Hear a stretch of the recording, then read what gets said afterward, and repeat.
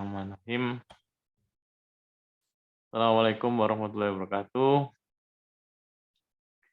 Alhamdulillah. Terima kasih segala puji bagi Allah Subhanahu wa taala. Kita masih diberikan kesehatan dan kekuatan iman sehingga kita bisa hadir dalam sharing session ya. Insyaallah mengenai kompetensi dari Ziyada Consulting yang hari ini insyaallah akan disampaikan oleh Pak Sulistyo. Alhamdulillah juga sudah hadir Bu Aida nih. Alhamdulillah. Iya, Pak. Ya, insya Allah mungkin biar mempersingkat waktu juga saya langsung serahkan ke Pak Sulis. Monggo Pak Sulis. Baik, bismillahirrahmanirrahim. Terima kasih, jazakallahu khairan Pak Edwin. Assalamualaikum warahmatullahi wabarakatuh, Bu Aida, Pak Edwin. Waalaikumsalam. Alhamdulillahilladzi bi ni'matihi tatimmus shalihah. Syukur pada Allah Subhanahu wa taala yang sudah memberikan kita nikmat kesehatan gitu ya, nikmat waktu dan nikmat kesempatan untuk belajar bersama di malam hari ini. Juga kita ucapkan shalawat. Semoga Allah curahkan pada Nabi besar Muhammad SAW, pada para sahabat, keluarga, dan para pengikutnya. Malam ini ada Bu Aida, ada Pak Edwin. Kita berkumpul tentang apa ini ya? Saya ingin menyampaikan ada satu riwayat, ada satu hadis yang diriwayatkan oleh dari Bukhari yang menyebutkan bahwa tidaklah satu urusan yang jika diserahkan bukan pada ahlinya, maka tunggulah kiamat, hari kiamat gitu ya. Dalam arti lain, maka tunggulah datangnya kehancuran. Ahli, kata kuncinya tadi ahli. Nah, di sini berhubungan dengan keahlian, kecakapan, kompetensi. Maka kompetensi adalah hal yang dibutuhkan dalam menyelesaikan suatu urusan. Dan inilah yang akan kita bahas malam hari ini insya Allah, tentang kompetensi. Sistem kompetensi dalam mencapai omset. Karena ini topiknya adalah bagi pengusaha, maka hubungan antara sistem kompetensi dalam pencapaian omset. Insya Allah itu yang akan kita bahas malam ini. Nah, saya izin perkenalan dulu nih, Pak Edwin, Bu Aida ya. Kita perkenalan dulu. Yang pertama, saya Sulistyo Hadi Nugroho, saat ini berada di Malang. Pengalaman sebelumnya, saya dulunya mining di tambang, itu di PT Trakindo Utama, di salah satu area mining ya di Indonesia Timur, di Sumbawa waktu itu, lalu bergeser lagi ke oil and gas, Halliburton Indonesia sekitar 12 tahun di sana. Lalu bergeser lagi kembali ke Pulau Jawa karena ingin pulang ke Malang nggak kesampaian, dapatnya di Jakarta di Duta Flow Hidrolik. Di sana saya incas sebagai Head of Engineering. Nah, qadarullah nggak bisa berlangsung lama di Jakarta, kembali lagi ke Halliburton lagi. Namun yang berikutnya Halliburtonnya bukan Halliburton Indonesia, geser ke Saudi Arabia, hampir 2 tahun. Qadarullah ketemu COVID, lockdown, downturn, penurunan, bergeser lagi ke Afrika Barat, hampir sekitar 1 tahun, dan saat ini kembali lagi ke kampung halaman di Malang. Saya tinggal di Pakis, Kabupaten Malang Coret katanya gitu ya. Dan aktivitas saat ini di development, human growth, melalui coaching, training, dan serta consulting. Consultingnya bersama Ziyadah Consulting, Zico, insya Allah demikian. Saya ingin menyapa dulu Bu Aida. Bu Aida, gimana aktivitas hari ini? Lancar Bu ya? Alhamdulillah lancar sekali. Ini baru pulang, Pak. Oh, Di Masya kereta Allah. saya, Pak. Naik kereta, Bu ya. Masya Allah. Pak Edwin, gimana Pak Edwin hari ini? Robot aman ya aktivitasnya ya?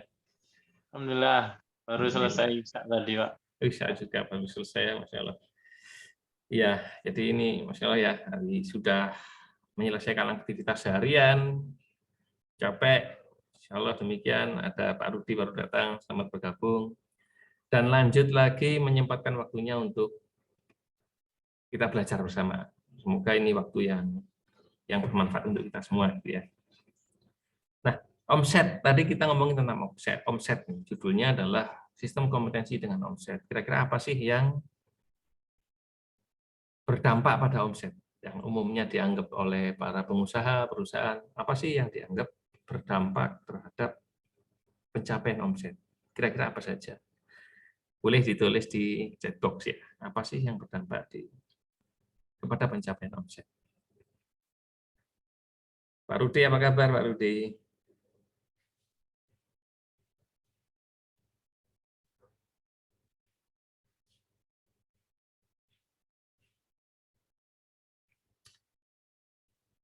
Yang umum pencapaian omset adalah dari penjualan ya, Pak Edwin ya.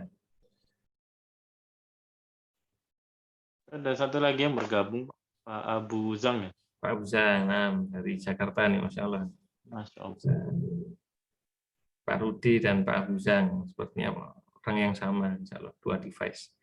Ya, jadi omset itu dari penjualan, dari peningkatan produktivitas. Nah, Masya Allah, kameranya sudah on. Sehat Pak Rudi? Masih mute Pak ya? Di unmute, saya coba.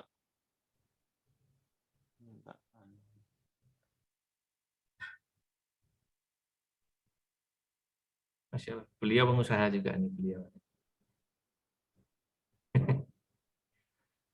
Background-nya kelihatan. Warna kuningnya saya tahu. Brand-nya ya Pak Rudi ya. Masya Allah. Baik, kita lanjutkan ya. Nah, salah satunya, gimana Pak? Nah, sudah bisa bersuara? Sehat Pak ya?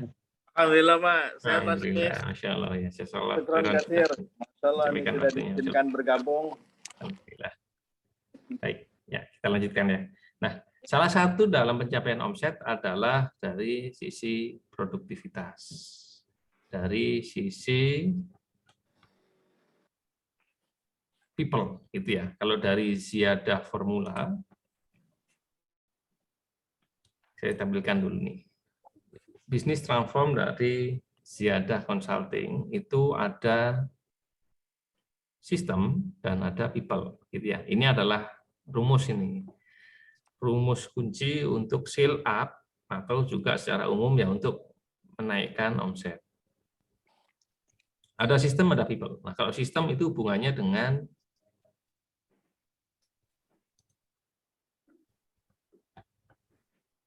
terapan, ada tools di sana, ada SOP, gitu ya. Apalagi ini, kira-kira apa ini? Kalau sistem apa aja, Pak Edwin? Biasanya yang berhubungan dengan sistem. Ya, SOP yang lebih banyak SOP ya, peraturan. Nah, dari bersifat aturan-aturan yang diterapkan oleh perusahaan itu sistem. Nah, people ini juga yang bagian penting. People ada 3 nih yang paling penting ya, yang bisa dikembangkan, yang bisa didevelop menuju untuk mendapatkan produktivitas yang meningkat. Ini yang berhubungan dengan apa yang kita bahas malam ini, berhubungan dengan kompetensi, yaitu knowledge, pengetahuan, skill, dan attitude. 3 ini adalah bagian dari kompetensi. Dan ini adalah hal yang bisa kita sebagai pengusaha yang bisa dilakukan oleh perusahaan itu diupayakan untuk menjadi lebih baik, dibuat sistematis, dan inilah yang dinamakan dengan sistem kompetensi. Oke, nah berikutnya ada beberapa contoh nih, contoh ya. Kalau Bapak Ibu ke bengkel misalkan punya kendaraan, kendaraannya punya problem, punya masalah. Kira-kira mana yang menjadi preferensi, mana yang menjadi pilihan? saat mau mengirim kendaraan yang rusak, yang ingin diservis lah ya sederhananya ya, kemana ini akan memilih untuk melakukan perbaikan servis kendaraan ini kira-kira. Ada dua pilihan yang biasanya ya, ke bengkel resmi atau bengkel yang nggak resmi. Bengkel resmi, berarti. Bengkel resmi. Kenapa milih bengkel resmi, Pak Edwin? Karena jelas yang mau nyervis itu siapa. Karena jelas yang mau nyervis itu siapa. Seperti itu. Ada perbedaan di sana ya, bahwa kalau kita mengirim ke bengkel resmi, kita punya satu kepercayaan. Yang akan mengerjakan kendaraan saya ini adalah orang-orang yang sudah terlatih, yang sudah paham dengan kendaraan saya, gitu ya. Yang sudah, orang yang sudah kompeten. Mereka lah yang akan memperbaiki kendaraan saya. Meskipun bengkel-bengkel yang nggak resmi pun ada yang seperti itu. Mereka punya standar, mereka sudah terlatih, sudah memegang kompetensi, memegang lisensi, sudah mendapatkan training resmi, mungkin bahkan seperti itu. Nah, itu yang sudah dapatkan. Namun kembali lagi, saat sebagai organisasi sudah memberikan standar tadi, standar bahwa teknisi-teknisinya yang melakukan perbaikan itu adalah orang-orang yang sudah kompeten, ini juga membantu build trust, kepercayaan para pelanggan. Kita pun sudah secara mindset sudah bisa memilih bahwa kalau saya kirimkan ke dealer yang resmi, itu ada kompetensi dari para teknisinya di sana. Itu yang akan diberikan. Nah, ini berhubungan dengan kompetensi dari karyawan. Itu yang pertama. Lalu yang kedua, selain contoh yang lain apa? Nah, misalkan ini kita punya perusahaan. Apa itu punya perusahaan yang di sana menyediakan jasa konstruksi. Konstruksi ini secara kompetisi, apalagi zaman saat sekarang ya, banyak sekali perusahaan-perusahaan penyedia jasa konstruksi. Jasa secara umumnya. Nah, konstruksi ini juga bagian pentingnya adalah orang, yang bekerja orang. Ada banyak komponen-komponen di sana, banyak bagian-bagian orang yang bekerja dalam satu proyek konstruksi. Maka apa hal yang paling penting di sini? Sama, sekali lagi itu adalah kompetensi. Ya. Kompetensi dari pegawai konstruksi yang bekerja itu adalah bagian penting. Ada Pak Wika, selamat datang. Jasa Kloveron sudah bergabung. Nah, kenapa ini penting? Untuk memastikan bahwa proyek yang sedang dilakukan itu bisa berjalan dengan efektif, bisa berjalan dengan efisien, baik dari waktu dan cost, dan pada akhirnya goalnya adalah omset tadi. Proyek berjalan lancar, revenue sesuai dengan target, omset. Jadi kalau ditarik secara fundamental, secara dasar itu ke kompetensi dari orang itulah berpengaruh pada omset tadi. Itu tadi contoh kedua. Nah, jadi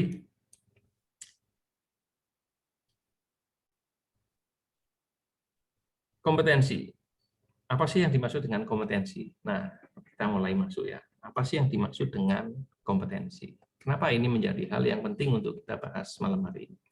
Kenapa ini menjadi hal yang kemarin akhirnya yang kita sepakati ini kita coba diolah di malam hari ini? Kenapa ini menjadi bagian penting dalam membantu para perusahaan untuk mencapai kenaikan omset, peningkatan omset melalui kompetensi. Secara definisi, secara bahasa, kompetensi itu secara sederhana kecakapan, gitu ya. Kecakapan, orang yang kompeten adalah orang yang cakap. Orang yang sudah punya knowledge, pengetahuan, yang sudah punya skill, kemampuan secara teknikal, dan attitude. Attitude berarti dia melakukannya dengan baik, secara disiplin, secara teratur. Kalau melakukan itu berulang-ulang, itu hasilnya masih tetap sama baik secara standar. Itu adalah kompetensi. Kalau di area pekerjaan, kompetensi berarti diartikan sebagai kecocokan seseorang dengan pekerjaannya. Nah, contohnya adalah teknisi mobil. Maka orang yang kompeten sebagai teknisi mobil adalah orang yang bisa melakukan pekerjaan sebagai teknisi mobil dengan standar yang sudah ditentukan oleh organisasinya.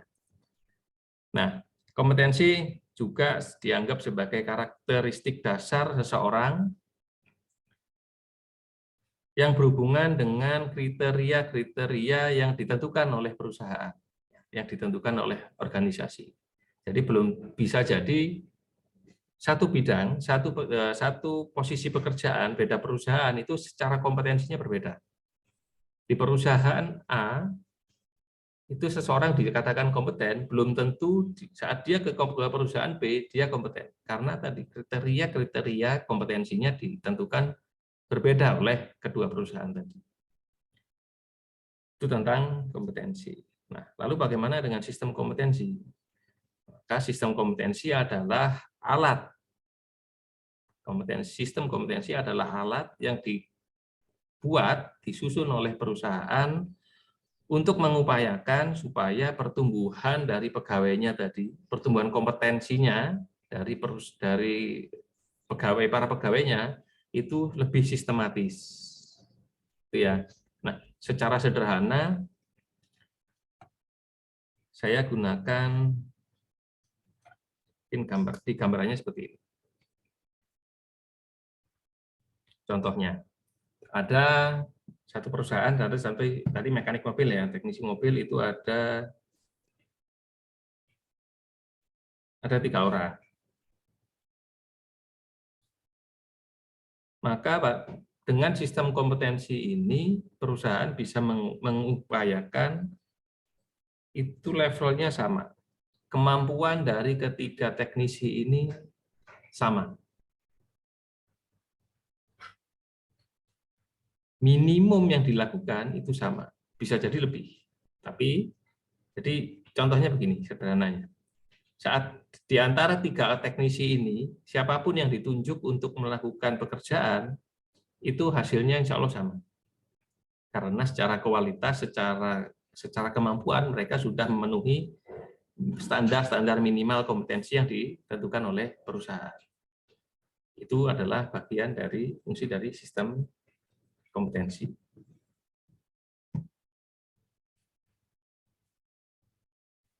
Nah, saya lanjutkan. Nah, dampak kompetensi. Apa sih yang bisa didapatkan dengan membuat sistem kompetensi? Yang pertama adalah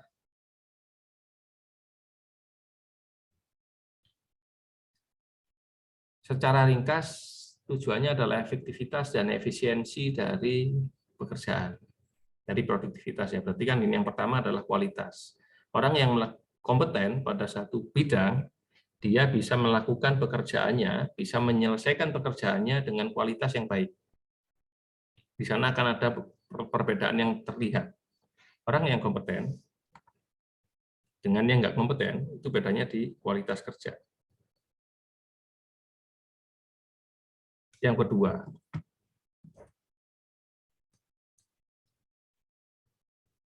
kecepatan pekerjaan dan biaya dan cost. Berarti ini di efisiensi ya. Orang yang kompeten bisa menyelesaikan pekerjaannya lebih cepat daripada yang nggak kompeten. Ya, karena dia sudah paham tahapan-tahapan apa yang harus dilakukan.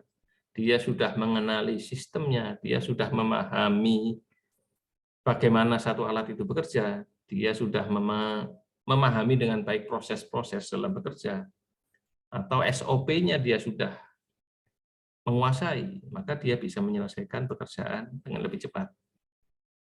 Orang yang nggak kompeten perlu waktu lebih untuk mempelajari dulu.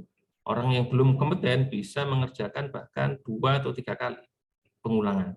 Tapi orang yang kompeten harapannya adalah dia dengan 1 kali melakukan, dia sudah selesai dengan hasil yang baik. Bagaimana dengan cost? Cost sama halnya dengan waktu tadi. Dengan lebih singkat melakukan satu pekerjaan, orang yang kompeten tadi bisa dalam satu periode waktu, dia bisa melakukan pekerjaan yang lebih banyak. Itu menghemat biaya.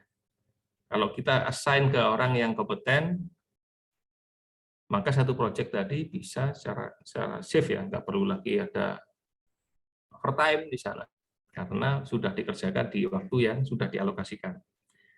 Nah, yang keempat adalah trust, kepercayaan pelanggan. Nah, ini juga seperti halnya yang disampaikan tadi, contoh di depan tadi. Saat kita sudah memiliki orang-orang yang kompeten, karyawan-karyawan yang kompeten, maka trust dari kepercayaan dari klien kita, dari pelanggan, dari customer kita itu akan lebih besar. Karena orang yang datang, klien yang datang ke kita sudah confident, sudah percaya bahwa kita akan mengirimkan orang-orang yang sudah memang tepat untuk menyelesaikan pekerjaan.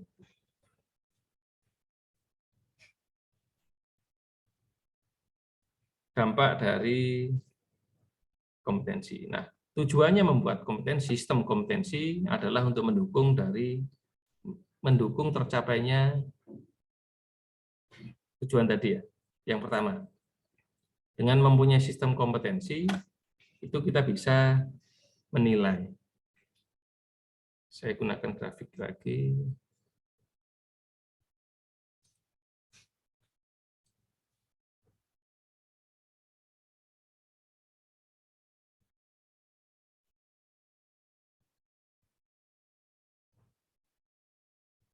Ada?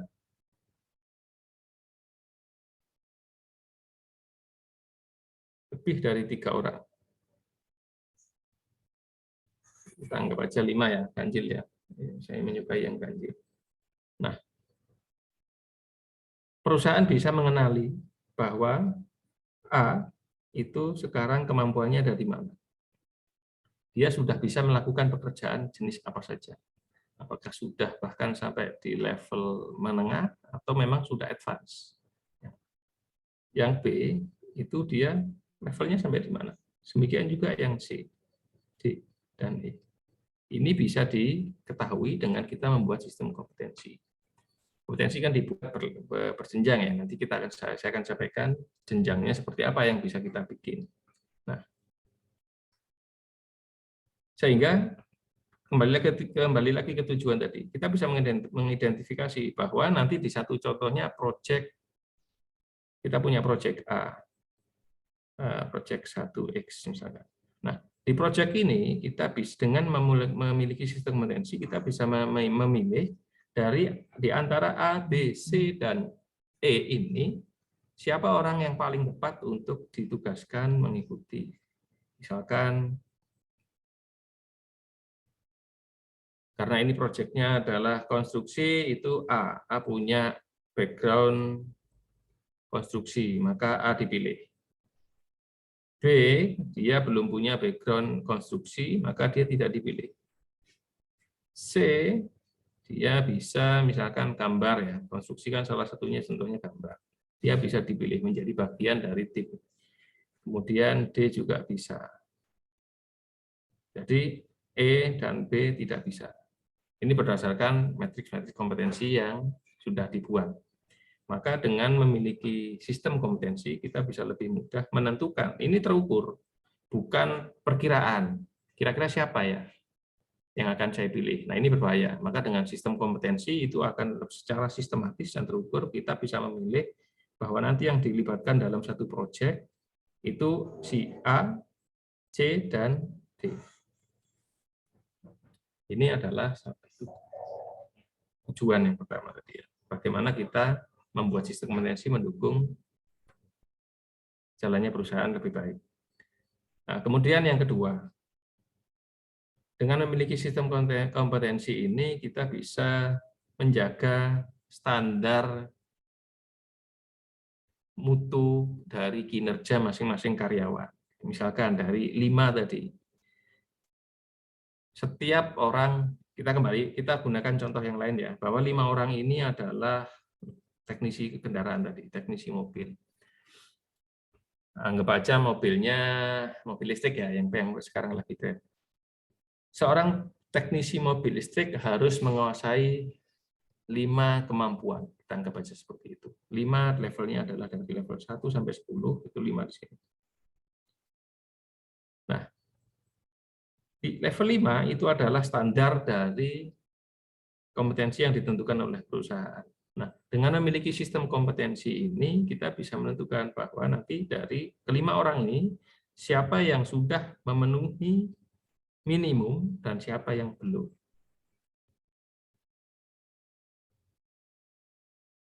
Siapa yang sudah memenuhi minimum, siapa yang belum. Karena bisa jadi A itu sudah, A levelnya sudah ngelewatin. B sudah, ternyata C secara grafik itu malah belum. Mungkin ada dari 5 bagian ya, dari 5 bagian itu dia baru di level, ini ada 5 tadi. Ternyata dia di C, dia baru di level 4. Masih belum dikatakan kompeten untuk melakukan pekerjaan-pekerjaan di mobil listrik. Nah, ini bisa didapatkan dengan memiliki sistem kompetensi. Yang ketiga, masih berhubungan dengan yang poin kedua, dengan kita tahu bahwa C, karyawan C ini masih di bawah standar kompetensi, maka kita bisa ini sebagai bagian, sebagai alat untuk mengidentifikasi bahwa karyawan kita perlu pelatihan. Ini bagian dari TNA, Training Need Analysis, bahwa si C ini perlu diberikan pelatihan, perlu diberikan training, atau perlu diberikan mentoring dengan sistem kompetensi. Ini nanti bisa dilihat di matriks, berarti ya, matriks yang sudah bisa secara visual bisa dilihat. Nah, yang keempat, sistem kompetensi ini dibuat juga sebagai salah satu pemenuhan kewajiban bagi pengusaha. Kan di sana ada ya peraturan UU nomor 13 tahun 2003 ya, yang bahwa kewajiban pengusaha itu memberikan pelatihan bagi para karyawannya untuk meningkatkan kompetensi pegawai. Jadi ada 4 tadi, mengidentifikasi, menjaga standar mutu kualitas kinerja karyawan. Yang ketiga adalah menjadikan proses pengembangan karyawan lebih sistematis, dan yang keempat adalah sebagai pemenuhan kewajiban oleh pengusaha.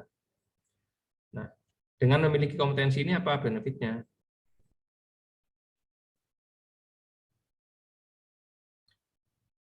Sistem kompetensi bisa digunakan dalam menilai kinerja pegawai, kemudian mendukung tujuan strategis perusahaan. Yang pertama adalah, ini bagi HR, dengan sistem kompetensi ini membantu mengidentifikasi karyawan yang memiliki kualifikasi yang tepat. Saya coba gunakan langsung ke grafiknya. Mana ya?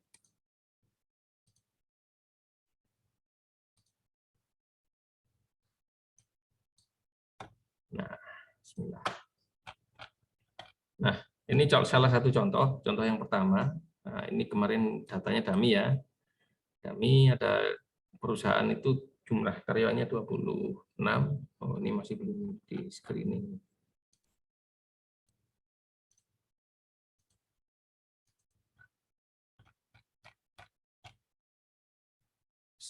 ...26 karyawan, total kompetensinya yang di-assign, yang dibuat oleh perusahaan itu ada totalnya 97. Nah, dari sini kita bisa lihat bahwa dari sekian banyak karyawan ada yang masih mungkin kita tarik garis di sini ya.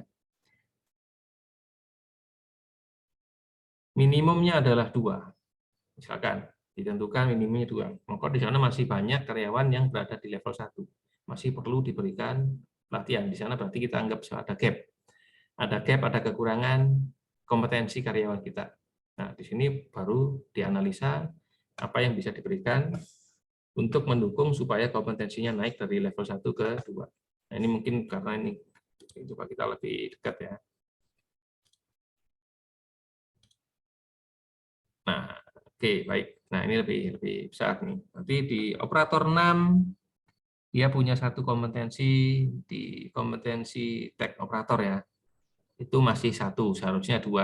Berarti tinggal cari ini contohnya ini. Operator 1 perlu pelatihan apa, perlu mentornya siapa. Nah, yang kemudian operator 7 sama ternyata di tech operator 1 dia masih punya gap 1. Lalu yang di manajemen juga masih punya gap ternyata, perlu support di sini, diberikan pendampingan, diberikan pelatihan, diberikan mentoring, seperti itu. Dari sini bisa membantu melihat, mengidentifikasi siapa yang sudah tepat, berarti sebaliknya ya, siapa yang masih perlu dilatih, perlu dikembangkan, perlu didukung, dan siapa yang sudah memenuhi standar, siapa yang sudah dianggap sebagai orang yang karyawan yang kompeten. Itu yang pertama. Juga bisa sebagai hal yang serupa menentukan siapa sih karyawan-karyawan, pegawai-pegawai yang termasuk kategori high performer. Nah, ini bisa dilihat dari individual analysis seperti ini. Garis biru itu individual analisisnya, berarti dia sudah level 4, sudah level tinggi ya. Yang biru ini, nah ini, ada yang oranye ini dia sudah bahkan level 4 semua. Dia adalah diidentifikasi sebagai karyawan yang high performer. Bisa terlihat dengan cepat dari grafik ini. Kemudian yang ketiga, bisa membantu dalam, ini yang berhubungan dengan pertama tadi ya, saat ada gap di sini, kita bisa lihat di sini ada satu karyawan yang masih kompetensinya masih 1 ternyata. Maka di sini kita bisa identifikasi harus diberikan apa. Jika itu berhubungan dengan teknikal, bisa dengan training atau mentoring. Namun jika nanti ternyata berhubungan dengan kode etik, bisa dengan konseling. Nah, ini bisa dilihat dari sini. Nah, kita lanjutkan. Oke, baik. Sampai di sini saya mau check out dulu nih. Apakah ada pertanyaan?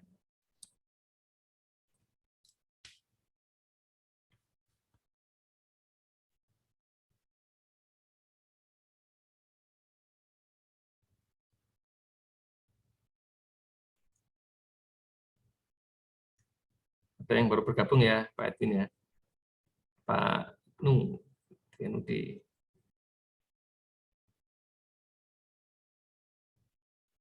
Oke, tidak ada.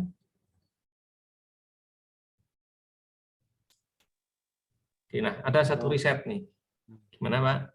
Oke, lanjut Pak. Oke ya. Nah ada satu riset nih yang berhubungan dengan karyawan ya, berhubungan dengan kompetensi.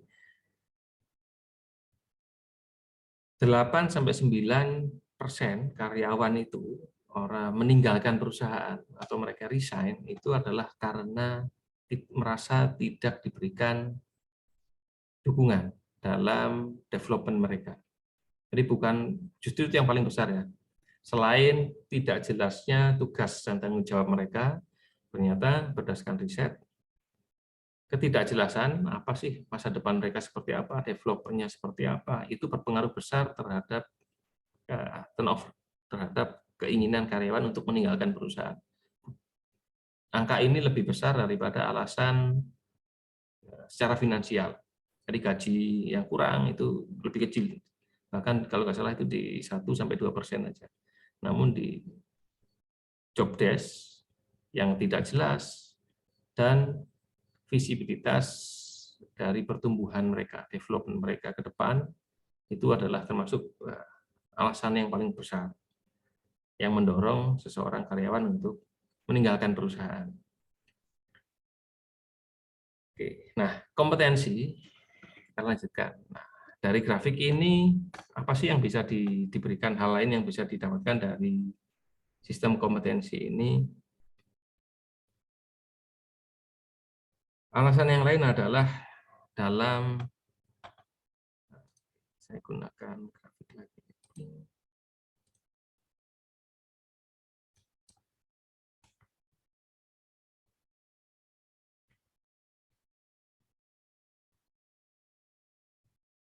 Memudahkan dalam sistem pembelajaran, dalam sistem development bagi semua level. Ini yang menarik ini menurut saya. Ini contohnya, di kompetensi yang dibuat itu kan bisa, biasanya umumnya itu 5 level tuh. Kalau yang saya gunakan itu 5 level. Level pertama, 2, 3, 4, dan 5. Anggap saja ini adalah contohnya tadi apa ya, teknisi masih ya. Teknisi mobil tadi. Nah, Karyawan yang baru masuk itu ditempatkan di level pertama. Dia mungkin anggap aja baru di level 1 kompetensinya. Level 1 itu adalah masih di area knowledge, dia baru pemahaman. Baru paham, baru secara teori-teori baru diberikan itu. Dia baru paham. Nah, yang sudah dikompetensi di level 2 ini sudah mulai bisa melakukan. Di sini ada skill dia yang bisa dilakukan. Di level 3, dia sudah skill advance, masih medium ya. Apa bedanya dengan level 2? Level 2 itu dia bisa melakukan tapi di bawah pengawasan. Dia ada pengawasan di sana. Oh, silakan Pak Rudi, switch collector. Nah, di level 3, orang yang sudah kompeten di level 3, itu dia bisa melakukan secara independen. Di level 4, advance ini, sudah bahkan bisa, misalkan kalau teknisi bisa troubleshoot, dia sudah bisa handle problem solving, gitu ya berarti ya. Problem solving. Di level 5, dia bahkan bisa teaching. Dia bisa teaching. Dia bisa ngajarin secara keseluruhan ya. Secara keseluruhan sistem, dia sudah menguasai banget. Di level 1, berarti orang yang di level 1 dia baru pemahamannya knowledge. Yang 2 berarti dia sudah knowledge plus skill. 3 berarti dia sudah termasuk. Berarti orang yang di level 5 dia sudah menguasai semuanya. Nah, yang saya maksud tadi di depan adalah dengan adanya sistem ini kita bisa mendorong orang yang sudah di level 2 dia bisa mengakses level 1. Dia bisa menjadi mentor orang yang di level 1. Yang di level 3 bisa menjadi mentor atau mengakses orang yang di level 1 dan 2, dan seterusnya. Yang di level 5, dia bisa bahkan semuanya level ini. Ini akan menjadi efisiensi ya dari sisi biaya. Nggak perlu harus pelatihan banyak-banyaknya, ngundang eksternal. Dan secara development, juga melatih orang-orang yang sudah kompetensi di atasnya. Dia sudah belajar mentoring. Dengan dia ngajarin, dengan dia mendevelop teman yang level kompetensi di bawahnya, dia juga akan improve, dia akan sudah ikut levelnya, dia akan naik. Dia akan naik untuk ke jenjang berikutnya. Dan ini sangat membantu bagi yang sudah berada di level manajerial, berada di level supervisor. Gitu ya. Karena tim di bawahnya sudah saling mendevelop 5 level ini.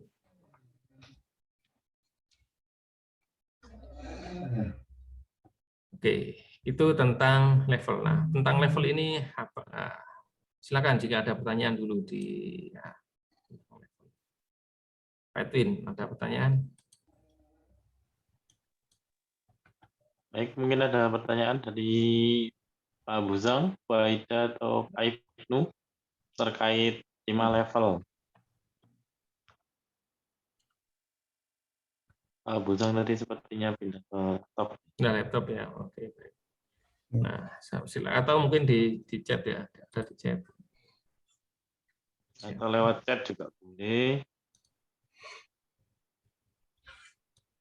Nah, sambil saya lanjutkan. Nah, tadi tentang level bisa dibuat 5 level atau lebih atau kurang, tinggal menyesuaikan bagaimana perusahaan itu menentukan tingkat kedalamannya ya dari masing-masing level. Misalkan 1 itu hanya pemahaman saja, knowledge, 2 skill, 3 yang sudah advance, bisa jadi dengan 3 level. Namun dengan 5 tadi bisa lebih spesifik nanti buatnya.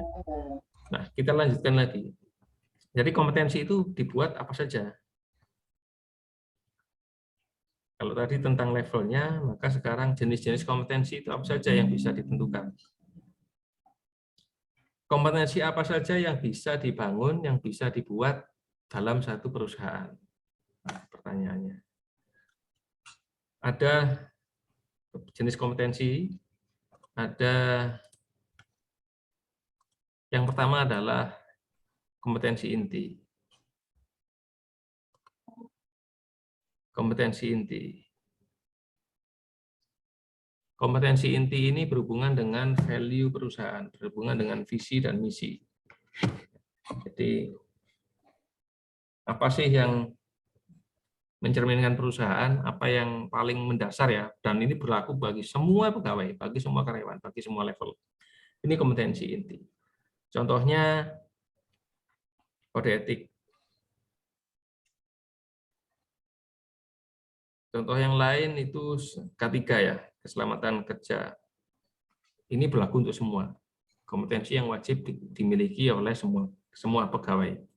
Atau jika kita ngomong tentang muamalah, bisa jadi muamalah juga dimasukkan.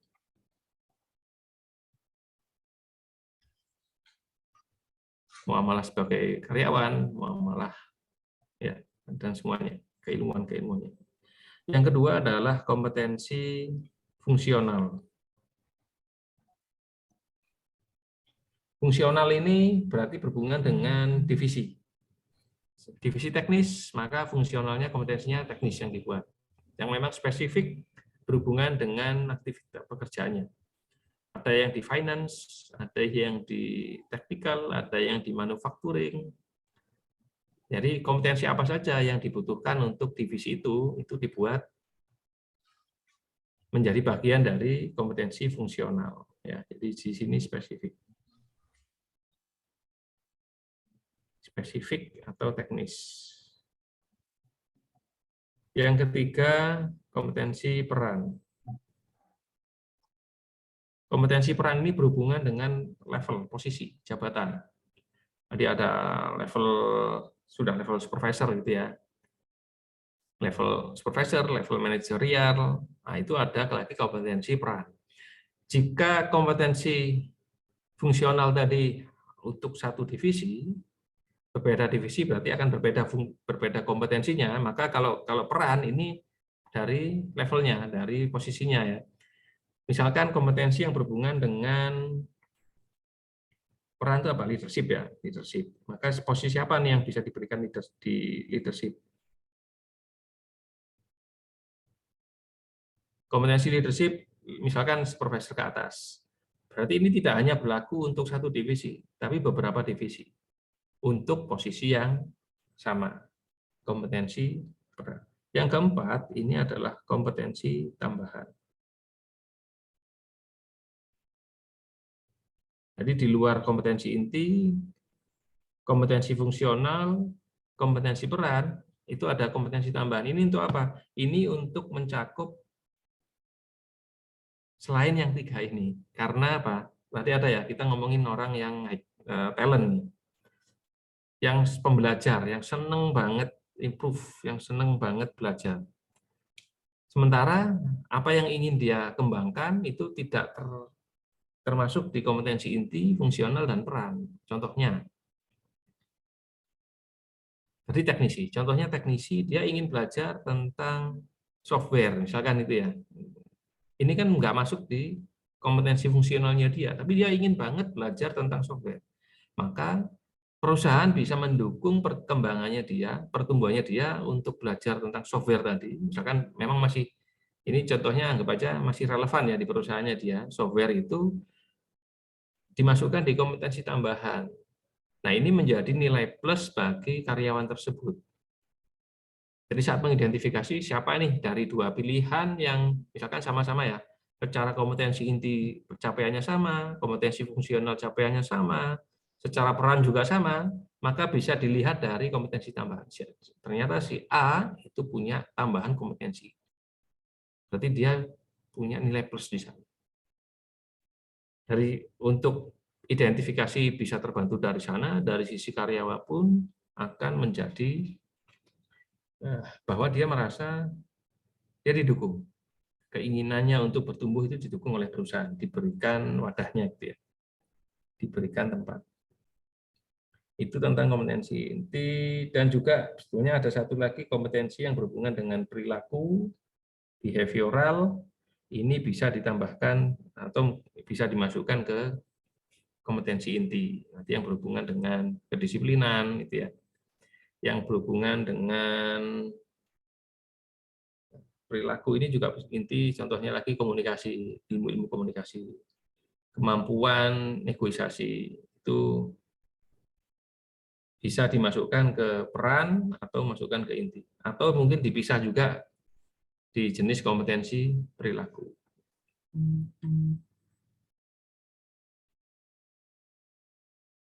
Itu adalah tentang jenis-jenis kompetensi. Kita ambil contoh ya, misalkan tadi yang sudah saya buat di dashboard.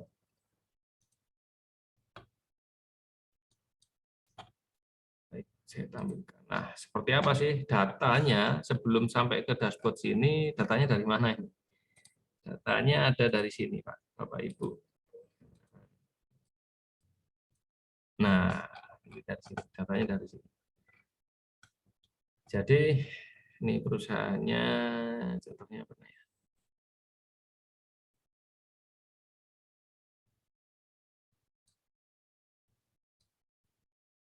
Nah, kompetensi grup ini adalah jenis teman-teman. Apakah ini masih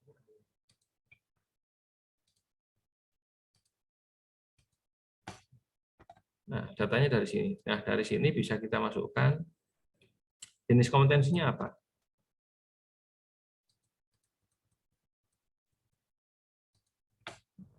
Nah, ini ya datanya. Dari sini kita bisa apakah termasuk fundamental atau inti, kemudian fungsional, atau di sini saya sebutnya sebagai technical, atau peran, di sini saya sebutnya sebagai manajemen, kompetensi manajemen, atau development tambahan.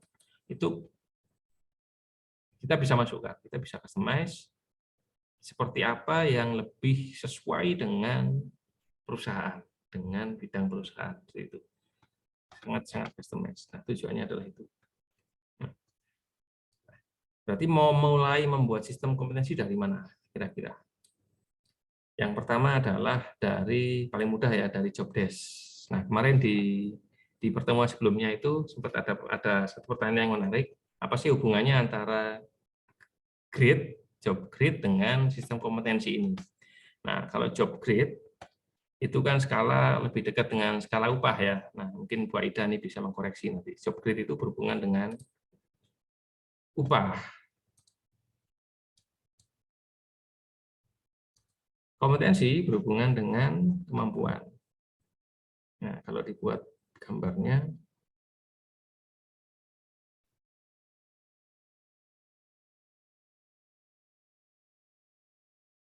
job grade bisa jadi ini untuk skala upah. Job grade. Nah, kompetensi itu dari misalkan ini di level manager ya. Ini supervisor, staff, ini grade. Maka kompetensi posisinya adalah di sini. Kita sudah masuk lebih detail lagi. Level supervisor, dia bisa melakukan apa saja. Nah, ini adalah kompetensi adalah di sini. Level staff, dia bisa melakukan apa saja. Level manager, dia bisa melakukan apa saja. Sehingga fungsinya bisa bermanfaat dalam ini lebih jelas ya. Oke. Seseorang yang sudah kompeten semuanya, dia layak untuk memang berada di grade yang sudah ditentukan. Kan ini grade A gitu ya. Grade A untuk manajer. Manajer itu harusnya punya kompetensi 1 sampai 10. Maka saat dia memang sudah melengkapi semua kompetensinya, dia sudah kompeten di sini, dia memang layak berada di grade 10, grade A. Tapi kalau misalkan ternyata masih belum, maka bisa menjadi tugasnya untuk melengkapi ini. Untuk melengkapi kompetensinya supaya dia memang layak sesuai dengan grade-nya. Atau bahasa sebaliknya. Jika karyawan nuntut, ini kemarin yang saya berikan contoh ya, ada satu karyawan yang dia ingin minta untuk dipromosi. Saya minta promosi, Pak, dari grade E ke D, misalkan. E yang paling bawah ya. E yang paling bawah, ini yang paling atas ke A. Misalkan.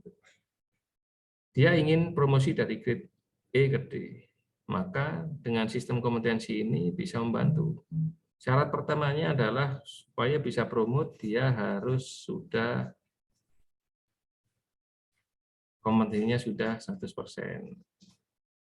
Maka dia bisa memenuhi syarat untuk diberikan promosi. Oh, Masya Allah, ternyata layarnya belum muncul, saya coret-coret tadi. Nah, nah ini ya tadi ya. Jadi grade A, level manager, dia bisa dilihat kompetensinya berada di sini. Apa saja kompetensinya. Di level supervisor, maka dia kompetensinya apa saja. Di level staff, kompetensinya apa saja. Dan sebaliknya, pegawai misalkan minta dipromosikan, maka bisa kita tanyakan balik. Dia sudah kompeten belum? Sudah memenuhi kompetensinya belum untuk layak diberikan promosi? Nah, ini bisa dilihat dengan cepat dan lebih terukur itu saat kita memiliki sistem kompetensi.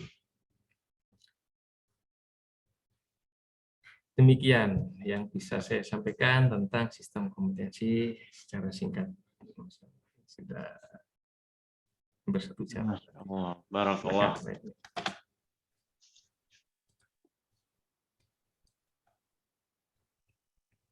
Mungkin dari Pak Abu Zang ada pertanyaan mungkin atau diskusi, kita buka diskusi juga ya Pak Sulis ya. Ya boleh, ini barangkali juga ada dari tempatnya Bapak Ibu yang sudah diimplementasikan, seperti apa kita bisa saling sharing supaya ini bahkan ini masih bisa kita improve itu kan ya. Ya benar. Pak Abu Zang, gimana kabarnya Pak Abu Zang? Pak Abu Zang ini temannya Pak Sulis. Ya, Masya Allah. Iya. Putranya di Malang juga, kuliah di Malang putranya. Masya Allah.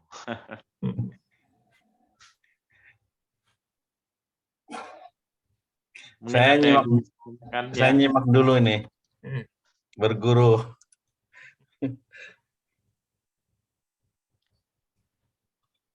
Nah, yang dari pengalaman challenge-nya itu yang tantangan cukup besar adalah waktu implementasi sistem ini. Jadi ini kan juga nanti ada biaya, ada cost gitu ya. Terus juga ada waktu yang harus dialokasikan saat melakukan assessment. Ini seringkali dianggap sebagai waste, mengganggu operasional. Nah, ini challenge-nya di sana. Maka salah satu titik awal yang harus dilakukan di awal adalah kesepakatan dari stakeholder, bahkan sampai level tertinggi, bahwa ini adalah memang program yang akan dilakukan oleh perusahaan, oleh organisasi, maka harus didukung dengan kuat oleh pucuk stakeholder ya, yang paling tinggi, supaya didukung, supaya diberikan dukungan, supaya ini berjalan. Untuk mengakses orang supaya mengetahui kompeten apa enggak kan perlu waktu juga gitu ya, Bapak Ibu ya, Pak Edwin, Pak Ida. Minimal berapa menit? Setengah jam atau 1 jam? Melalui bertanya jawab, melalui observasi. Nah, yang sering adalah saat karyawan minta, Pak, saya mau asesmen, mau uji kompetensi, nah itu dianggap mengganggu operasional.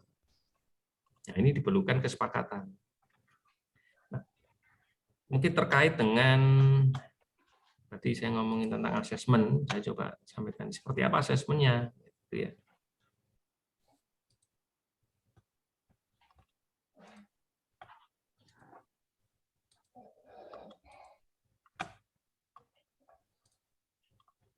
Oke, sebentar. Nah, ya, asesmennya seperti ini contohnya. Jadi ada fundamental atau kompetensi inti, kompetensi fungsional, kompetensi peran. Yang grupnya dulu. Lalu kita pecah lagi. Di kompetensi inti misalkan ditentukan ada yang berhubungan dengan kode etik. Kode etik dipecahkan lagi dari level 1. Level 1 dia apa? Level 1 memahami. Maka sebutkan aja nanti tinggal nambahkan. Memahami tentang ini tinggal memasukkan aja aturan-aturan tentang kode etik perusahaan. memahami tentang peraturan nomor berapa misalnya gitu ya. Ini bisa dimasukkan juga di sini. Referensi. Bahkan mungkin juga dimasukkan misalkan di sini undang-undang. Pak Edwin, layar saya terlihat ya, yang saya share ya. Dan Pak. Ya, Tentang alhamdulillah. draft. Misalkan di sini tentang undang-undang. Nah, tinggal menambahkan. Memahami yang lain. Lalu di level 2. Di level 2 dia bisa melakukan melakukan apa? Dapat melakukan. Nanti siapa yang menjadi mentornya? Referensinya apa? Siapa mentornya? Nah, seperti ini bisa dibuat rancangannya dulu, baru masuk ke form nanti supaya bisa dibagikan digunakan oleh karyawan. Nah, contohnya di fungsional nih. Nah, ini tadi sudah saya buat cukup. Contohnya sistem operasi mesin, kompetensinya. Nama kompetensinya level 1, dia paham tentang sistem operasi mesin. Mesin press misalnya.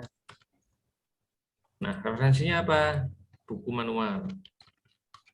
Mereknya apa? Lalu mentornya siapa?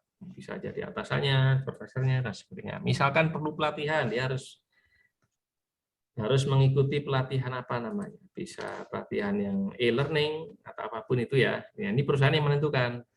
Orang yang misalkan karyawan yang diharapkan kompeten di level 1, dia sudah harus mengikuti pelatihan 1, 2, dan 3. Nah, seperti ini dibuat. Dan ini nanti dibuat untuk semua kompetensi yang ditentukan.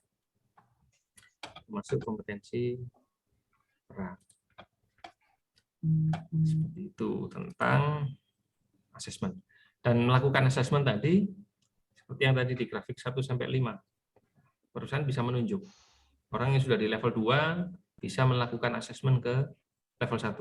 Yang level 3 bisa melakukan ke level 1 dan 2. Dan seterusnya naik. Jadi tidak harus supervisor terus yang melakukan asesmen. Tidak harus manajer terus yang melakukan asesmen. Tapi di level struktur di bawahnya pun bisa melakukan ini. Di berkesinambungan seperti itu ya. Namun yang penting adalah ada kontrol untuk memastikan bahwa proses asesmen tadi berjalan sesuai dengan aturan, sesuai dengan standar gitu ya. Jangan sampai kita membiarkan proses asesmennya itu ternyata diakalin gitu ya. Tahu-tahu nilainya karena ini teman dekat, ya udahlah lolos, dianggap kompeten. Itu kita nanti dibuat SOP-nya untuk memastikan proses asesmen tadi berjalan dengan baik. Demikian tambahannya. Silakan jika ada pertanyaan.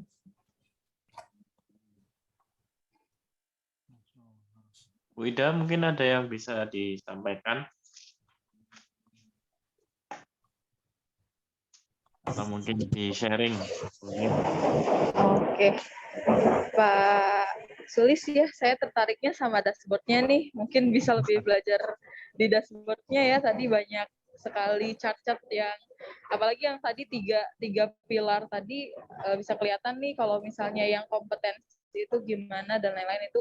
Pengen tahu kombinasinya tuh dari mana aja Pak? Apa kompetensi yang tadi Pak Sulis tampilkan ke kita atau bagaimana? Yang dashboard Excel tadi Bu ya? Iya, betul Pak. Nah, ini mungkin ya.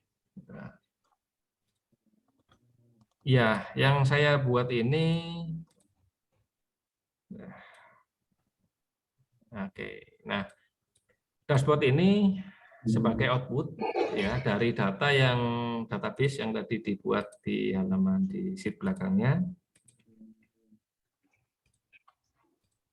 Nah, semua data masuknya ke sheet ini, sheet kompetensi detail ya. Semuanya di sini, dari perusahaan, dari divisinya, semua kompetensinya, bahkan sampai tanggal dia diberikan kompetensi ini kapan, bahkan nanti bisa di-customize, kapan dikerjakan, ya di sini bahkan sudah saya masukkan kemarin, sudah 10 bulan nih ternyata di-assign gitu ya. Nah, outputnya adalah dashboard tadi. Tujuan dashboard itulah yang memang supaya lebih visible Bu ya. Lebih visible, dilihat dengan mudah. Ini contohnya ini yang individual analisis. Jadi kita lebih cepat dari data yang banyak tadi, secara cepat kita bisa lihat kondisinya seperti apa. Nah, ini pakai Excel loh, Bu Ida nanti insya Allah sangat cepat membuatnya ini, karena Bu Ida kan juga di Excel juga. Nah, ada satu form lagi dari tabel ini yang mungkin juga bisa sebagai output. Saya coba carikan dulu.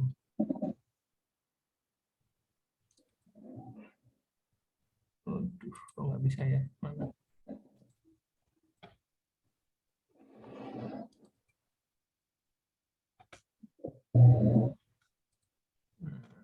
Jadi ini pernah digunakan. Jadi ada satu tender, gitu ya, tender ke klien itu harus menunjukkan kemampuan karyawannya seperti apa. Nah, waktu itu kemampuan karyawannya seperti apa. Nah, dari sini masalah hilang dokumennya. Dari sini hilang. Jadi dari tabel yang saya tampilkan tabelnya.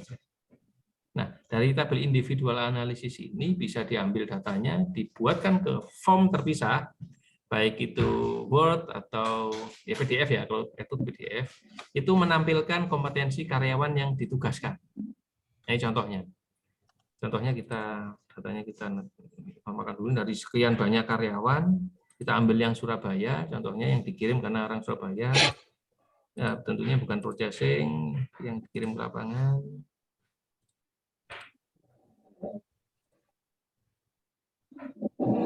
Bukan operator ya yang dikirim ya. Nah, ini. Bahwa yang akan dikirim adalah operator 1 misalkan. Nah, operator 1 atau operator 2. Ini tinggal crop, diambil data ini, dimasukkan ke dokumen tender. Sebutkan namanya siapa, nomor karyawannya berapa, ini kompetensinya. Bahwa dia sudah memenuhi minimum standar untuk mengikuti proyek itu. Ini bisa dimasukkan. 3/4. Di dashboard ini bisa kita ambil. Ini lebih cepat dibuat.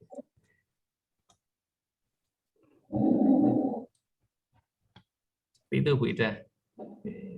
Kalau mau yang lebih bagus lagi bisa pakai Power BI, itu ya Bu Ida. Itu yang sudah data analytics-nya lebih bagus. Oke, siap Pak. Apakah dari kompetensi matrik ini kita juga bisa dihubungkan dengan talent mapping Pak ya?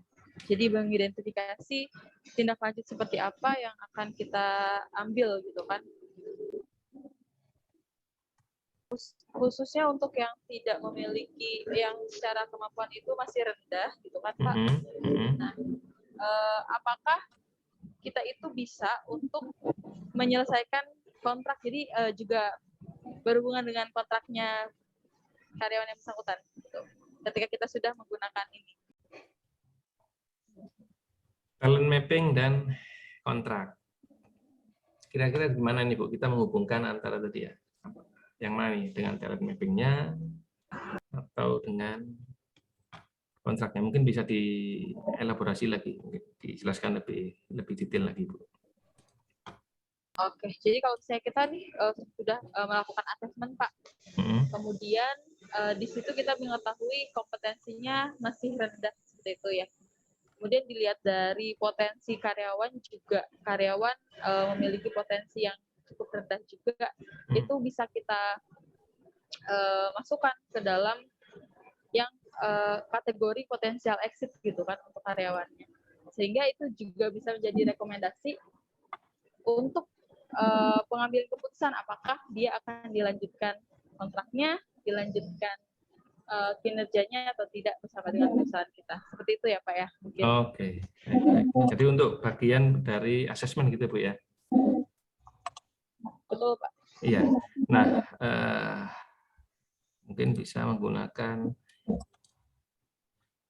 apakah sistem kompetensi ini bisa digunakan sebagai bagian dari asesmen terhadap kinerja karyawan. Nah, bagian-bagian yang bisa diambil adalah yang pertama tadi capaian kompetensinya dia seperti apa.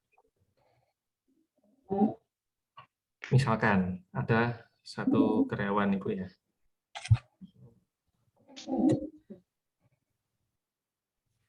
Ada satu karyawan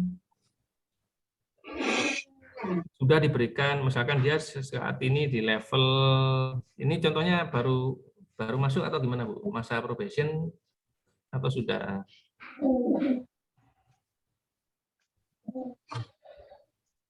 Anggap saja dia masa probation ya, masih masa probation baru 3 bulan. Dia akan penilaian. Nah, saat di masa probation ini dia ditentukan level kompetensinya seharusnya berada di level 2. Kompetensinya di level 2. Ternyata di bulan ketiga, ini diberikan tenggat waktu 3 bulan, belum memenuhi kompetensi ini. Bahkan nggak dikerjakan, atau dikerjakan tapi belum tercapai. Apakah ini bisa menjadi bagian penilaian? Ya nanti dengan faktor-faktor yang lain mungkin Bu Ede ya. Ini menjadi salah satu input yang bisa diambil, yang bisa digunakan. Apakah dia mengerjakan? Bisa. Tapi secara ukuran ini bisa menjadi bagian. Ternyata diberikan waktu 3 bulan, dia bahkan tidak mencapai sama sekali. Dia bahkan masih di 0, 3 bulan. Nggak ngurusin sama sekali kompetensinya dia. Ini kan bisa menjadi indikator bahwa dia nggak mau bertumbuh, nggak mau ngikutin program perusahaan, gitu ya Bu ya, Bu Ida ya. Nah, bisa menjadi salah satu bagian penilaian. Nah, tapi setelah di asesmen kan tentunya ada proses dulu ya. Misalkan dia diberikan konseling, dia bisa nih, ternyata tadi sebetulnya dia menuju ke sana tapi hanya sanggup di level 1 setelah 3 bulan karena nggak paham-paham. Maka jangan dimasukkan, maka saya rubah. Maka yang diberikan ke dia adalah program pendampingan, mentoring, pelatihan dan sebagainya. Dia sudah berusaha. Dia sudah melakukan. Tahapan-tahapan untuk mencapai kompetensi 2 tadi, dia sudah lakukan. Dia sudah lakukan misalkan sampai 3 poin. Tapi yang di sini dia nggak bisa. Dia belum bisa di poin yang ke-4 dan 5. Maka perusahaan, leadernya mungkin bisa menganalisa, mendapatkan ini, bahwa dia ada gap di sini. Di kompetensi yang ke-4 dan 5, diberikanlah pendampingan. Nah, ini menjadi alat untuk membantu di asesmen tadi. Mungkin seperti itu Bu Ida. Tapi misalkan ternyata setelah diberikan waktu sekian waktu nggak ada progres sama sekali, dia bahkan nggak aktif, nggak mau terlibat di sana, ya itu jadi poin untuk menilai. Nah, secara sederhananya ini bisa menjadi satu bukti gitu ya. Ini loh sudah diberikan kompetensi tapi nggak mau. Ini salah satu eviden bahwa dia nggak mau terlibat di program perusahaan atau bahkan dia nggak mau mengembangkan dirinya sendiri. Seperti itu mungkin Bu Ida ya.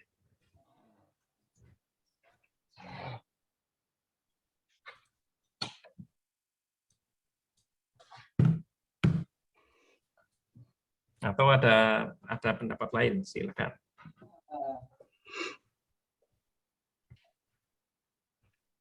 Oh, mantap Pak. Baik, alhamdulillah. Ini mungkin ada yang bisa disampaikan?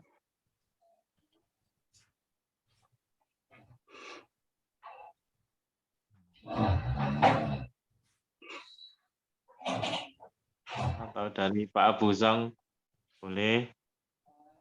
Selain berguru tadi, kita juga bisa sharing-sharing, monggo Pak. Saya jadi terhura nih Pak Edwin. Mungkin begini, sebenarnya apa yang begini, saya balik ke topik dulu ya. sistem kompetensi yang kira-kira akan membantu pencapaian omset ya. Ini saya cerita dulu berarti, kalau sekarang soalnya tidak begitu applicable ya, karena saya cuma dagang roti saja gitu ya Pak Edwin, Pak Sulis ya. Kalau dulu mungkin iya, kira-kira begitu. Cuma saya sebenarnya tidak ingin membatasi ke arah pencapaian omset dulu ya, karena kalau saya itu kan di finance, di accounting mungkin tidak punya kaitan langsung dengan pencapaian omset gitu ya. Bukan berarti orang di accounting, finance atau di back office itu tidak punya kontribusi gitu ya, tidak seperti itu juga ya, tetapi mungkin kontribusinya secara tidak langsung. Katakanlah kalau misalnya tadi disebut sama Pak Sulis bahwa ada kompetensi mengenai HSE kalau tidak keliru ya. Nah itu mungkin kalau di pabrik berhubungan langsung ya, meskipun dia orang produksi misalnya gitu, atau di bagian maintenance, tetapi kalau misalnya mereka punya pemahaman HSE yang baik, tentu akan mengurangi, katakanlah meminimalisir produk defect misalnya begitu. Nah, orang-orang kayak saya dulu ya, sekali lagi dulu, nah, ini kan tidak punya kaitan langsung dengan pencapaian omset nih Pak. Nah, cuma bagaimanapun saya ingin sedikit bertanya ini. Kira-kira kalau misalnya ya, ada interaksi baik di dalam maupun di luar, gitu ya. Kalau misalnya kayak saya dulu ya, misalnya dengan katakanlah kalau di dalam ya internal auditor misalnya begitu. Kalau keluarnya ya misalnya internal auditor atau misalnya semua departemen yang terkait lah, ya semua departemen yang terkait. Kalau keluar misalnya dengan katakanlah kantor pajak misalnya gitu atau pihak bank gitu. Nah, seberapa jauh nih interaksi kepada pihak internal dan eksternal itu punya katakanlah apa ya? Mungkin kontribusi atau efek atau apa ya? Katakanlah requirement ya, atau kompetensi skill itu sendiri gitu. Nah, maksud saya begini, lebih tegasnya lagi kalau katakanlah misalnya gini, saya berhubungan dengan bank misalnya gitu. Ya, saya tentu atau orang di accounting tentu harus punya skill negosiasi yang bagus, komunikasi yang bagus, misalnya begitu. Atau misalnya ketika diberi sama pajak, jangan sampai aturan yang sifatnya itu ngeblur diterapkan di kasus tertentu misalnya gitu, sehingga dia tidak memiliki katakanlah argumentasi yang baik, maka berarti dia harus mengerti perpajakan lah. Kira-kira begitu Pak. Terima kasih Pak. Iya, Masya Allah. Tanyanya luar biasa ya. Jadi hubungannya dengan internal dengan eksternal. Itu Pak Rudi ya. Iya. Nah itu juga bagiannya bisa dimasukkan di jenis-jenis kompetensi tadi itu Pak Rudi. Jadi bagaimana kita sebagai bagian dari perusahaan, manajemen mungkin ya, yang menyusun ini nanti, yang mengidentifikasi kompetensi apa saja yang perlu dikuasai di masing-masing bagian. Nah, contohnya tadi sudah tepat, sudah sesuai tadi. Seorang accounting saat dia berhubungan dengan kantor pajak, maka dia harus karena dia harus berhubungan dengan orang pajak, kantor pajak, maka dia perlu menguasai communication skill. Communication skill itu dimasukkan di kompetensi fungsional. Karena berhubungan dengan pekerjaannya, selain accounting sendiri gitu ya. Nah, lalu karena ini berhubungan dengan orang luar, dengan eksternal juga, di sana ada hal-hal yang mungkin menjadi batasan-batasan yang berhubungan dengan yang menjadi barrier atau hal yang bersifat sensitif ke pelanggaran, adanya pelanggaran mungkin gitu ya, karena ini tadi contohnya adalah di accounting, bisa dimasukkan di kompetensi inti di kode etik tadi yang berhubungan dengan kewajiban, bukan kewajiban ya, kode etik itu apa maksudnya ini Pak? Apa yang ya kode etik gitu ya, namanya kode etik ya apa-apa kompetensi yang harus dikuasai dia gitu ya. Ini adalah pelanggaran, yang itu adalah hal mana yang dibolehkan menjadi interaksinya seorang saat berinteraksi dengan pihak eksternal dan mana yang tidak diperbolehkan. Nah, itu dimasukkan di sana. Jadi saat dia sudah menguasai kompetensi itu, harapannya kan ini, kompetensi ini kan berhubungan dengan learning journey-nya dia, learning ladder-nya karyawan, berhubungan dengan pembelajarannya karyawan. Saat dia tadi ditujukan dengan kode etik, harapannya dia akan mempelajari tentang semua aturan-aturan kode etik perusahaan. Dia akan mempelajari itu. Nggak hanya diberikan di awal, diberikan buku panduan, sudah. Tapi dia akan berusaha, dan perusahaan di asesmen itu pun dia akan ditanyakan gitu ya.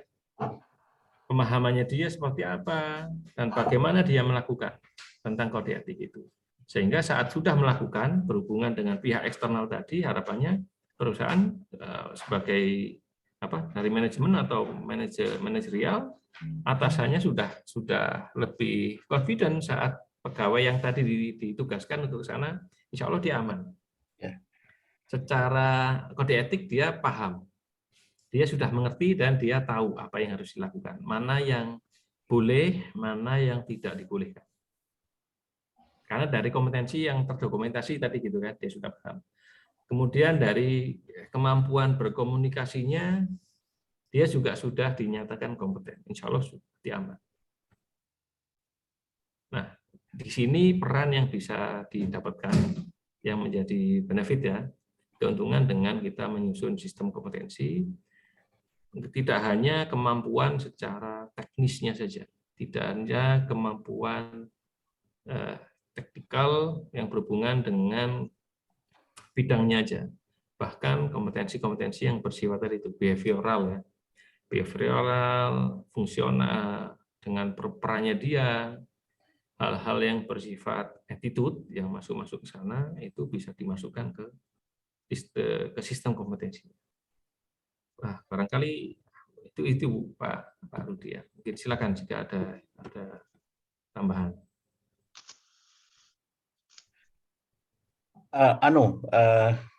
Saya tadi tertarik dengan apa yang Antum sampaikan terkait dengan learning journey atau learning ladder ya.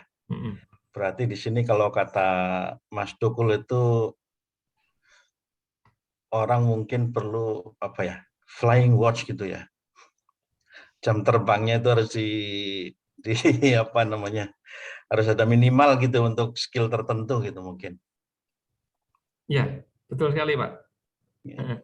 Jadi kalau di tadi ya yang di tabel itu bisa dilihat di sini.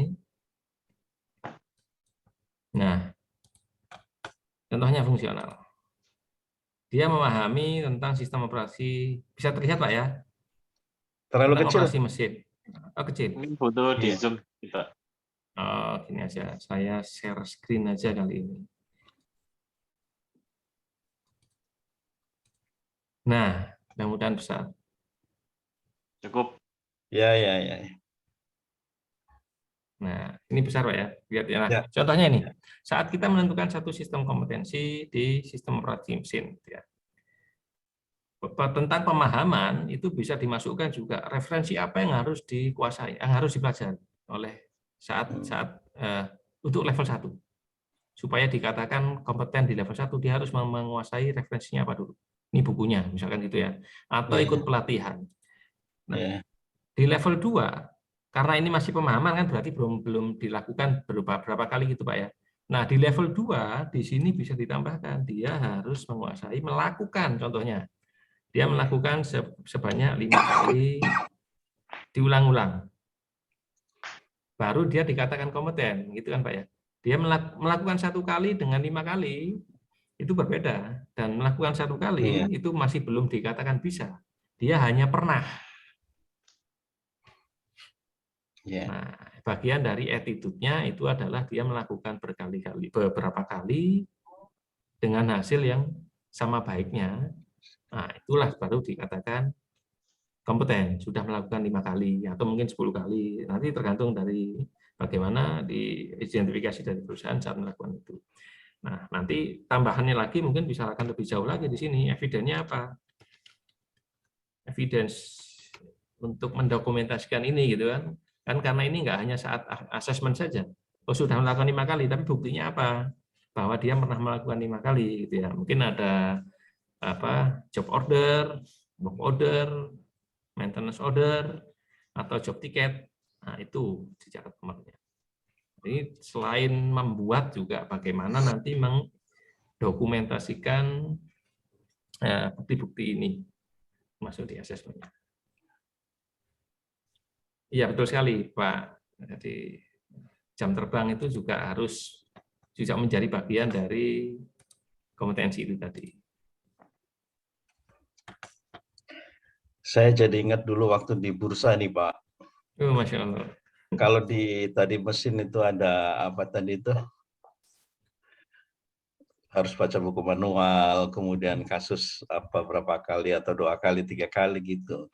Dulu saya ingat itu di bursa itu ada, mereka punya divisi listing, pencatatan, trading, perdagangan itu.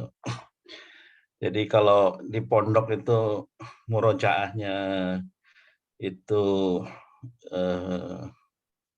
surat-surat dalam Al-Quran, hadis dan sebagainya. Kalau di sana itu tentang peraturan listing atau trading baik secara internal di Bursa Efek Jakarta maupun aturan di Bapepana itu, Pak. Jadi bosnya dulu itu hampir tiap pagi tanya, ada kasus begini, yang dilanggar apa? Apakah aturan di internalnya bursa, di aturan pencatatan, atau melanggar peraturan Bapepam. Kalau melanggar Bapepam itu aturan nomor berapa, ayat berapa, itu mesti dihafal itu, Pak. Hampir tiap pagi itu begitu tuh. Sehingga ketika ada pelanggaran di lantai bursa, segera itu tidak perlu pakai cari-cari buku lagi gitu. Ya, betul. Seperti itu. Ya. Murojaah juga berarti, Pak ya. Ya, harus tahu gitu. Masya Allah. Ya, barangkali demikian. Pak. Ya. Jazakallah khairan, Pak Rudi. Silakan, apakah mungkin ada satu pertanyaan lagi? Tidak ada? Ya, saya kembalikan ke Pak Edwin. Cukup, Pak. Terima kasih banyak. Baik, terima kasih. Dari Pak Buzang ada tambahan lagi mungkin, Pak? Wah, jangan ada tambahan, Pak. Saya lagi ngaji nih, Pak. Saya lagi murojaah sebenarnya nih. Ya. Baik, dari Pak Solis mungkin ada yang perlu disampaikan di akhir sharing session ini? Ya, barangkali demikian. Jadi semoga ini menjadi satu wasilah ya. Tujuan dari belajar ini juga menjadi wasilah supaya pekerjaan itu menjadi lebih mudah. Selalu menambah alat supaya pekerjaan itu lebih mudah. Demikian, dan semoga menjadi waktu yang bermanfaat untuk kita semua. Sekian, Pak Edwin. Baik, terima kasih kepada Pak Sulistyo. Alhamdulillah sudah disampaikan ya sharing sessionnya malam ini. Walaupun sampai jam 9 lebih, alhamdulillah kita saling mencari ilmu dan berbagi sharing. Jadi menurut saya juga kompetensi ini bukan hanya untuk perusahaan besar ya, bahkan UKM itu sebenarnya sangat perlu ya. Bukan hanya untuk karyawan sudah masuk, bahkan ketika UKM itu memperbesar bisnisnya, kemudian butuh orang, itu benar-benar harus tahu kompetensi yang dibutuhkan apa. Jadi jangan sampai salah memilih orang. Ya Allah. Terima kasih kepada Bu Aida juga atas waktunya untuk hadir dan sharing. Pak Buzang juga terima kasih. Semoga lain waktu kita bisa sharing session lagi ya, Bu Ida, Pak Abu. Okay. Mungkin kita tutup dengan kafaratul majelis. Subhanakallah wa bihamdika. Baik, saya tutup. Assalamualaikum warahmatullahi wabarakatuh. Selamat. Assalamualaikum warahmatullahi wabarakatuh. Terima kasih banyak. Terima kasih Bu Ida, Pak Rudi. Oke.